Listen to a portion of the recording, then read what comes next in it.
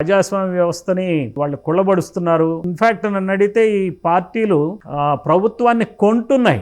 ఒక ballot process లో ballot కి డబ్బులు ఇచ్చి నాయకుల్ని కొనుక్కుని మీడియాకి డబ్బులు ఇచ్చి పెయిడ్ న్యూస్ మీడియాలో అంతా ఆ మీడియా సంస్థలందరికీ ఫుల్ పేజ్ అడ్వర్టైజ్మెంట్ ఇస్తే ఒక లీడర్ గురించి కోటిన్నర రూపాయలు వస్తుంది అడ్వర్టైజ్మెంట్.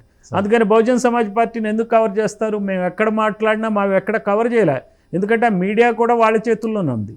అటు ఇంటలెక్చువల్స్ సూడో ఇంటలెక్చువల్స్ అయిపోయారు, మీడియా వ్యాపార సంస్థలు అయిపోయినాయి. ఓడిపోయిన సీఎం అభ్యర్థి కానీ గెలిచిన సీఎం అభ్యర్థి కానీ వాళ్ళు ప్రభుత్వాన్ని కొంటున్నారు. యాక్చువల్గా ప్రజలు ఇది గమనించాలా. ప్రభుత్వాన్ని కొని మరి నేను చీఫ్ మినిస్టర్ అయ్యానని చెప్పి చాలా గొప్పగా బిహేవ్ చేస్తున్నారు. చాలా జిగుప్సాకరమైన విషయం. నువ్వు చీఫ్ మినిస్టర్ అవడం ఏం గొప్ప? 10,000 కోట్లు పెట్టుబడి పెట్టి చీఫ్ మినిస్టర్ అవడం ఏం గొప్ప? 10,000 కోట్లు పెట్టి ఓడిపోయినందుకు నువ్వేం లీడర్వి? అసలు ఇది ఏ రకమైనటువంటి ప్రజాస్వామ్యం? ఈ ప్రజలందరూ ఇది అర్థం చేసుకోవాలి.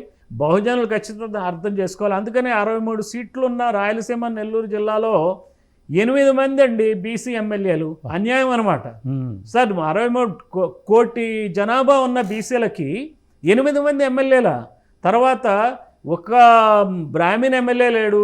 మరి భట్రాజుల కమ్యూనిటీ చాలా ఎక్కువ ఉంటుంది. మన రాజుల కమ్యూనిటీకి చెందిన ఆయన అంటారు మన సత్యసాయిబాబా.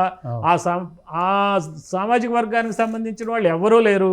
మరి టీటీటీ అంత బ్రహ్మాండమైనటువంటి మన ప్రపంచంలోనే గొప్ప దేవస్థానం. అందులో మన బ్రాహ్మిన్స్ పూజారులు మొత్తం ప్రపంచం అంతా తెలిసిన వాళ్ళు. వాళ్ళకి ఒక్క రిప్రజెంటేషన్ లేదు అసెంబ్లీలు. ఇదంతా గమనించాలి. ఈ మేధావులు మీరు ఎందుకు అమ్ముడుపోతున్నారు?